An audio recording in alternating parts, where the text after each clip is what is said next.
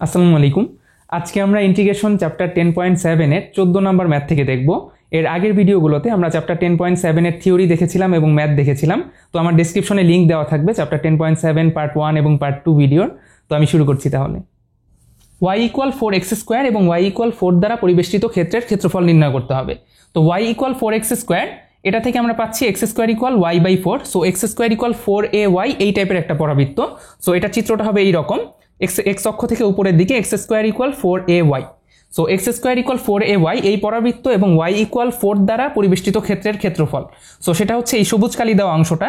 তো এই সবুজ কালি দেওয়া অংশটার ক্ষেত্রফল বের করতে হবে। এখন এই ক্ষেত্রফলটা বের করার জন্য আমরা যদি x এর রেসপেক্টে ইন্টিগ্রেট করি তাহলে y = 4 কে ইন্টিগ্রেট করব মাইনাস y = 4x²। সো প্রথমে এই রেখাটাকে ইন্টিগ্রেট করলে পুরাটুকু পাবো, সেটা থেকে এই 4x² এই পরাবৃত্তটাকে ইন্টিগ্রেট করে বাদ দিলে আমরা এই সবুজ অংশটুকু পেয়ে যাব। সো সেটা করলে আমরা একটা থেকে আরেকটা বিয়োগ করতে হবে। তো আমরা আরো ইজিলি করতে পারি, সেটা হচ্ছে আমরা যদি y এর রেসপেক্টে ইন্টিগ্রেট করি তাহলে আমাদের ক্ষেত্রফল বের করাটা আরেকটু ইজি হবে। সো y এর রেসপেক্টে ইন্টিগ্রেট করার জন্য আমাদের y এর লিমিট লাগবে। সো y = 0 বা x অক্ষ থেকে y = 4 পর্যন্ত যাব এবং ইকুয়েশনটা লাগবে হচ্ছে y এর ইকুয়েশন। সো আমরা x = f(y) এই আকারে প্রকাশ করে নিব। So x = +-√y। So +√y দিয়ে বোঝাচ্ছি এই অংশটুকু x এক্সিসের পজিটিভ সাইডটা, আর -√y দিয়ে বোঝাচ্ছি x এক্সিসের নেগেটিভ সাইডটা।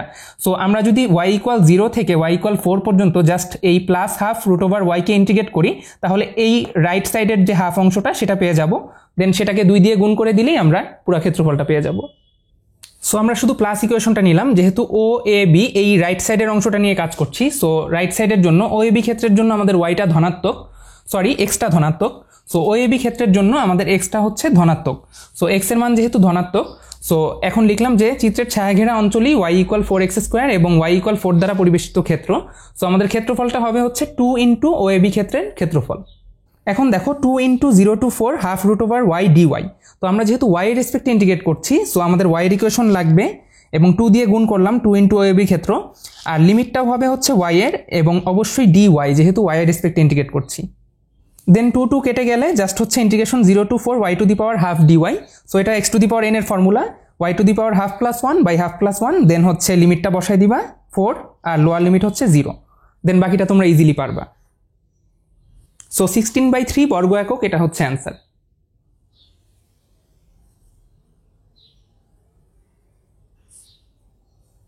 এরপরে 15, 8, 16 এর 1 আগে দেখানো অঙ্কগুলোর মতোই ওগুলা তোমরাই পারবা। তো আমি 16-র 2টা শুরু করি। 16-র 2তে বলেছে x² + y² = 25 বৃত্ত এবং x = 3 সরলরেখা দ্বারা আবদ্ধ ক্ষুদ্র অংশের ক্ষেত্রের ক্ষেত্রফল নির্ণয় করো। তো x² + y² = 25 এটা হচ্ছে আমাদের এই বৃত্ত, যার কেন্দ্র মূলবিন্দুতে বা 0,0-তে আর ব্যাসার্ধ হচ্ছে 5 একক। তো এই বৃত্তটা আর x = 3 সরলরেখা দ্বারা আবদ্ধ ক্ষুদ্র অংশ। তো এই বৃত্ত আর x = 3 হচ্ছে এই সবুজ সরলরেখাটা। তো এই রেখা আর বৃত্ত দ্বারা আবদ্ধ অংশ হচ্ছে দুইটা, একটা হচ্ছে এই অংশটুকু আর একটা এই অংশটুকু। তো আমাদেরকে বলেছে ক্ষুদ্র অংশের ক্ষেত্রফল নির্ণয় করতে। তো ক্ষুদ্র অংশ হচ্ছে এই অংশটুকু। সো আমাদের এই সবুজ কালি দেওয়া অংশটার ক্ষেত্রফল নির্ণয় করতে হবে। তো এটা একদমই ইজি। আমরা বৃত্তের ক্ষেত্রফল নির্ণয় করার সময় কি করি, জাস্ট হচ্ছে প্রথম চতুর্ভাগের ক্ষেত্রফলটা নির্ণয় করে সেটাকে 4 দিয়ে গুণ করি। তো এখন যেটা করব, বৃত্তের ক্ষেত্রফল হলে করতাম 0 থেকে 5 পর্যন্ত ইন্টিগ্রেশন। তো এখন আমরা 3 থেকে 5 পর্যন্ত ইন্টিগ্রেট করব। অবশ্যই প্লাস ইকুয়েশনটাকে y = √25 - x², এটা হচ্ছে y এক্সিসের উপরের পার্ট বা প্লাস বৃত্তের y এক্সিসের উপরে যে পার্টটা সেটা। সো y = √25 - x² কে x = 3 থেকে 5 পর্যন্ত ইন্টিগ্রেট করলে আমরা এই CDE অংশটা পাবো এবং সেটাকে 2 দিয়ে গুণ করব। দেন পুরো ক্ষেত্রফলটা আমরা পেয়ে যাব। এখানে ইকুয়েশনটা থেকে লিখে নিলাম y² = 25 - x², দেন y = +-√25 - x², দেন প্লাস চিহ্ন নিয়ে y = √25 - x², আর থার্ড ব্র্যাকেটে অবশ্যই লিখে দিবে যে CDE ক্ষেত্রের জন্য y ধনাত্মক। দেন লিখে নিবা চিত্রের ছায়াঘেরা অঞ্চলই 1 নং বৃত্ত এবং x = 3 দ্বারা আবদ্ধ ক্ষুদ্র অংশ। দেন নির্ণেয় ক্ষেত্রফল সমান 2 × CDE ক্ষেত্রের ক্ষেত্রফল। So 2 × integration 3 to 5 √25 - x² dx। So আগের মতোই বৃত্তের ইন্টিগ্রেশন যেভাবে করি, সো এখানে অবশ্যই x = 5 sin θ ধরবো। সো x এটাকে a² - x² চিন্তা করলে 25, that is 5a² - x²। So x = 5 sin θ ধরবো, সো দ্যাট আমার এখানে cos² θ চলে আসে, দেন রুট করব।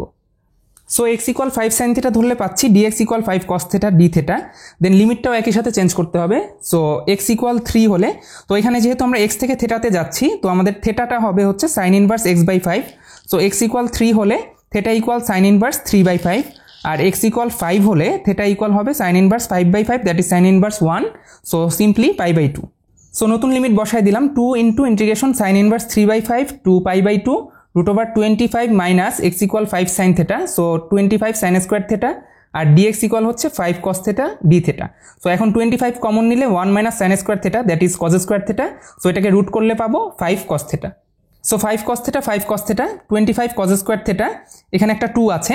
সো 25টাকে বাইরে এনে 2টাকে ভিতরে আনবো। So 2 cos square theta d theta, যাতে 2 কজ স্কোয়ার থিটার ফর্মুলা অ্যাপ্লাই করতে পারি, সেটা হয়ে যাবে 1 প্লাস কস 2 থিটা। এরপরে 25টাকে বাইরে নিয়ে আসলাম, আর 2 কজ স্কোয়ার থিটা এটা হয়ে যাবে 1 প্লাস কস 2 থিটা। তো এটা ইন্টিগ্রেশন তোমরা ইজিলি পারো, সেটা হচ্ছে 1 ডি থিটা, সো এটা হয়ে যাবে থিটা কনস্ট্যান্ট থাকলে, plus cos 2 theta, so sine 2 theta by coefficient দিয়ে ভাগ 2। দেন আপার লিমিট হচ্ছে π/2 আর লোয়ার লিমিট হচ্ছে সাইন ইনভার্স 3/5।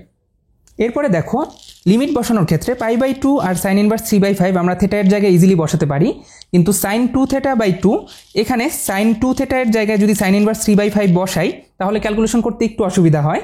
সো আমরা যেটা করব, সাইন 2 থিটা এর ফর্মুলা জানি যে 2 sine theta cos theta. So 2 sine theta cos theta by 2, সেটা থেকে চলে আসে sine theta cos theta. So then 25 into theta plus sine theta cos theta এর জায়গায় লিখছি √1 মাইনাস সাইন স্কোয়ার থিটা, যাতে আমরা সাইন থিটা আর সাইন স্কোয়ার থিটা এর মানটা বসাতে পারি। দেন মান বসানোর নিয়মটা দেখো, থিটা এর মান বসাবো প্রথমে π/2। সো π/2 প্লাস সাইন π/2 হচ্ছে 1 √1 মাইনাস, এখানেও sign π/2 1, so √1 minus 1। Than minus lower limit বসাচ্ছি সাইন ইনভার্স 3/5। তো থিটা এর জায়গায় সাইন ইনভার্স 3/5 ইজিলি বসালাম। দেন সাইন থিটা, তো এখানে সাইন ইনভার্স 3/5 থিটার জায়গায় বসালে সাইন ইনভার্স 3/5, দ্যাট ইজ চলে আসে 3/5। সো এই সুবিধাটা পাওয়ার জন্যই আমরা সবকিছুকে সাইন থিটাতে নিয়ে গেলাম। Sine theta √1 minus sine square theta, so √1 minus sine square theta, এখানেও হচ্ছে sine inverse 3/5, so 1 minus 3/5 whole square. So then calculation করে পাচ্ছি 25 π/2, এটা তো 0 হয়ে যাচ্ছে। দেন মাইনাস 25 সাইন ইনভার্স 3/5, আর বাকিটা ক্যালকুলেশন করে আসতেছে -12 বর্গ একক, এটাই হচ্ছে অ্যান্সার। পজ করে তুলে নাও বা স্ক্রিনশট নিয়ে নিতে পারো।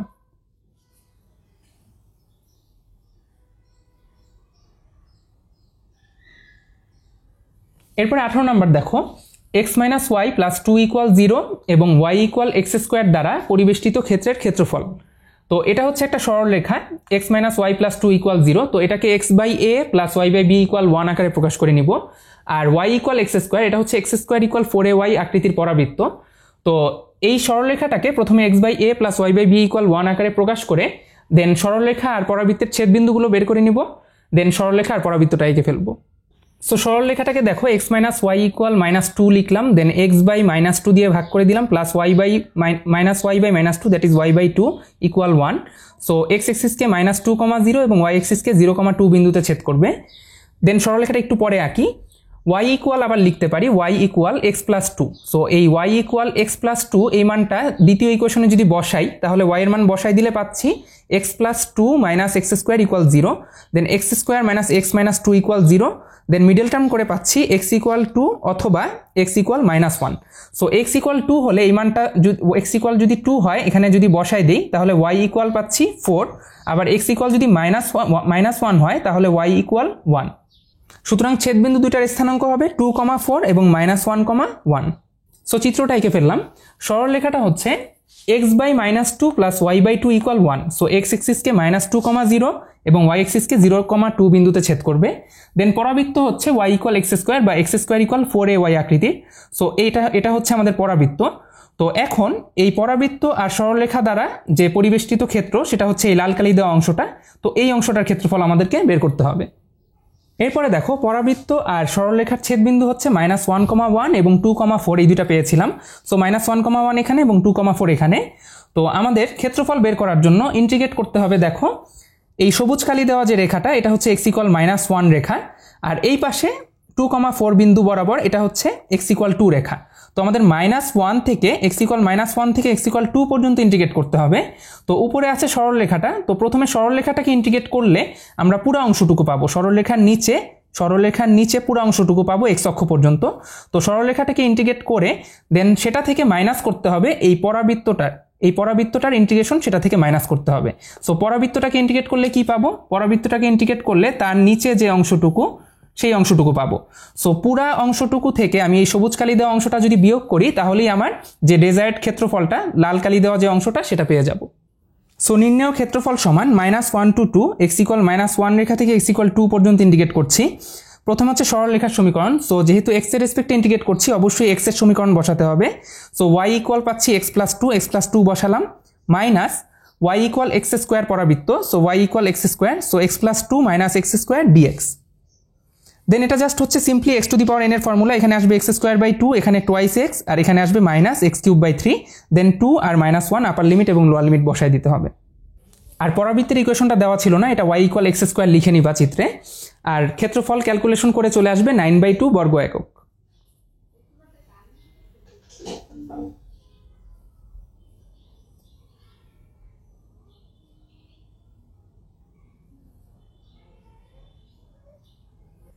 এরপরে দেখো 19 নাম্বার, xy = c² অধিবৃত্ত x অক্ষ x = a এবং x = b রেখা দুইটি দ্বারা আবদ্ধ ক্ষেত্রের ক্ষেত্রফল নির্ণয় করতে হবে। তো আমরা জানি যে অধিবৃত্ত জোড়ায় জোড়ায় থাকে, তো অধিবৃত্তের দুইটা সাইড থাকে। তো অধিবৃত্তটা আঁকলাম, এটা হচ্ছে উপরের সাইডটা, মানে প্রথম চতুর্ভাগে এই সাইডটা থাকবে আর এই তৃতীয় চতুর্ভাগে এই সাইডটা থাকবে। তো অধিবৃত্তটার চিত্রটা কিভাবে বুঝবো? যদিও সমীকরণটা একটু অচেনা, তো চিত্রটা বোঝার জন্য প্লে স্টোরে একটা অ্যাপ পাবা মোবাইলে, ডেসমোস একটা অ্যাপ আছে। তো ওই অ্যাপে বিভিন্ন বক্ররেখার সমীকরণ যদি আমরা লিখে দিই তাহলে আমরা বক্ররেখাটার চিত্র কীরকম হবে সেটা ইজিলি পেয়ে যাব। সো ডেসমোস অ্যাপটা নামিয়ে একটু ট্রাই করে দেখতে পারো। সো xy = যে কোনো একটা কনস্ট্যান্টের স্কোয়ার লিখলে আমরা এই ধরনের একটা কার্ভ পাই। সো xy = c², তো এটা হচ্ছে এই প্রথম চতুর্ভাগের অধিবৃত্ত এটা। দেন x = a, x = b এই দুইটা রেখা এবং x অক্ষ দ্বারা আবদ্ধ ক্ষেত্রের ক্ষেত্রফল। সো সবুজ কালি দেওয়া অংশটার ক্ষেত্রফল নির্ণয় করতে হবে। তো আমরা ধরে নিলাম যে x = a R x = b এই রেখা দুইটা এখানে আছে। তো সবুজ কালি দেওয়া অংশটার ক্ষেত্রফল যেহেতু নির্ণয় করতে হবে, তো আমাদের ইন্টিগ্রেট করতে হবে integration a to b। So x এর লিমিট হবে a থেকে b পর্যন্ত, আর ইন্টিগ্রেট করতে হবে xy = c²। তো এটাকে y = f(x) আকারে প্রকাশ করলে পাই y = c²/x।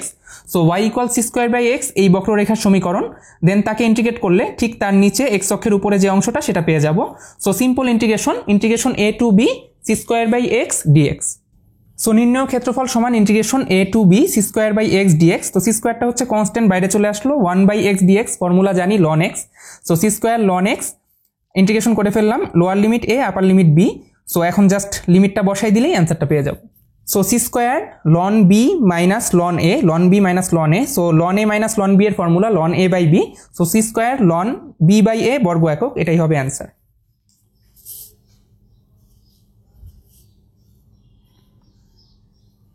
এরপরে দেখো 20 নাম্বার, √x + √y = √a অধিবৃত্ত এবং স্থানাঙ্কের অক্ষ দুইটির অন্তর্গত ক্ষেত্রের ক্ষেত্রফল, মানে x অক্ষ এবং y অক্ষের অন্তর্গত ক্ষেত্রের ক্ষেত্রফল।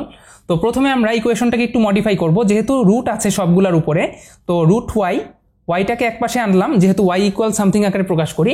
সো √y = √a - √x লিখলাম, দেন এটাকে আমরা হোল স্কোয়ার করে দিব। তো স্কোয়ার করে পেলাম y = a - 2√ax + x। তো এখন আমাদের যেটা লাগবে সেটা হচ্ছে, দেখো যে স্থানাঙ্কের অক্ষ দুইটি, সো অধিবৃত্ত এবং স্থানাঙ্কের অক্ষ দুইটির অন্তর্গত ক্ষেত্র। তো আমরা দেখব যে অধিবৃত্তটা স্থানাঙ্কের অক্ষ দুইটাকে কোন কোন বিন্দুতে ছেদ করে। সো এক্স অক্ষকে কোন বিন্দুতে ছেদ করছে এবং y অক্ষকে কোন বিন্দুতে ছেদ করছে। তো এই দুইটা বের করে দেন চিত্রটা আঁকবো। দেন এক্স অক্ষ এবং y অক্ষের ছেদবিন্দু পাওয়ার জন্য দেখো একে y = 0 বসালাম, তাহলে x = পেলাম a, √a - √x = 0, then x = a। দেন আবার একে x = 0 বসালে পাচ্ছি y = a। So y = 0, x = a, x = 0, y = a। So y = 0 মানে x অক্ষের ছেদকাংশটা পেলাম, ছেদবিন্দুটা পেলাম, আর x = 0 মানে হচ্ছে y অক্ষের ছেদবিন্দুটা পেলাম। সো বক্ররেখাটা x অক্ষকে a, 0 এবং y অক্ষকে 0, a বিন্দুতে ছেদ করবে। এবার চিত্রে আসো, দেখো এখানে অধিবৃত্ত হলেও √x √y। সো রুট দেখে বোঝা যাচ্ছে যে এখানে আসলে x আর y এর কোনো নেগেটিভ মান থাকতে পারবে না। সো √x এবং √y, সো x আর y এর সব মান পজিটিভ হতে হবে। আর ছেদবিন্দু থেকে পেলাম a, 0 এবং 0, a বিন্দুতে ছেদ করে। সো অধিবৃত্তটা হবে এই রকম। তো তোমরা ডেসমোস অ্যাপের কথা যে বললাম সেই অ্যাপ থেকেও দেখতে পারো যে অধিবৃত্তটার চিত্র আসলে সিঙ্গেল সাইডেড হবে। সো একটা অধিবৃত্ত পাবো আমরা। তো অধিবৃত্তটা পাওয়ার পরে দেখো যে অধিবৃত্তটা পাওয়ার পর কাজ একদমই সহজ। তো আমাদেরকে বলেছে যে অধিবৃত্ত এবং স্থানাঙ্কের অক্ষ দুইটির অন্তর্গত ক্ষেত্রের ক্ষেত্রফল। সো অধিবৃত্ত হচ্ছে এইটা, আর স্থানাঙ্কের অক্ষ ওয়াই অক্ষ এবং এক্স অক্ষ। সো আমাদের এই সবুজ কালি দেওয়া অংশের ক্ষেত্রফলটা নির্ণয় করতে হবে। সো ক্ষেত্রফল নির্ণয়ের জন্য দেখো এখানে এক্স ইকুয়াল 0 বা ওয়াই অক্ষ থেকে শুরু করে এই ডান পাশে a,0 বিন্দু আছে। সো a,0 বিন্দুতে আমার হবে এক্স ইকুয়াল এ রেখাটা। সো এক্স ইকুয়াল 0 থেকে এক্স ইকুয়াল এ পর্যন্ত ইন্টিগ্রেট করতে হবে এই বক্ররেখাটাকে। সো এটাকে ইন্টিগ্রেট করলেই তার নিচে এক্স অক্ষের উপরে যে অংশটা বা সবুজ কালি দেওয়া যে অংশটা তার ক্ষেত্রফল পেয়ে যাব। সো নির্ণেয় ক্ষেত্রফল সমান ইন্টিগ্রেশন 0 to a, এই y এর ইকুয়েশনটা লিখতে হবে অবশ্যই, y equal f of x এই আকৃতির। So a minus 2√ax plus x dx. So এখন জাস্ট সিম্পল ইন্টিগ্রেশন, দেখো এটা হচ্ছে কনস্ট্যান্ট। সো এটা a dx, এটা থেকে আসবে ax মাইনাস 2√ax। তো এখান থেকে রুট এটা বাইরে চলে আসবে আর রুট এক্স 2 রুটে বাইরে চলে আসবে, আর রুট এক্স এর integration that is x to the power half, x to the power half plus 1 by half plus 1 plus x square by 2। So integration করে ফেললাম ax 0 to a minus 2√a 2/3 x to the power 3/2 0 to a plus x square by 2 0 to a। So এখন লিমিটগুলো just বসাই দিব। So মান বসাই দিলে এখানে হচ্ছে এক্স এর মান একবার a বসাবো একবার 0 বসাবো। So a square minus 0 then minus 2√a 2/3 x এর জায়গায় a এর মান বসালাম a টু দি পাওয়ার 3/2 মাইনাস 0 বসালে আবার 0 then plus x square by 2। So a square by 2 minus 0 then দেখো স্কোয়ার মাইনাস 2 ইন্টু 2 4/3 আর রুট এ, আর এখানে আছে হচ্ছে a to the power 3/2। So a to the power half plus a to the power 3/2, এটা চলে আসবে square. So minus 4/3 square plus এখানে হচ্ছে square by 2। So square by 2, so যোগ করে আসতেছে 1/6 স্কোয়ার বর্গ একক। সো এটাই হবে অ্যান্সার।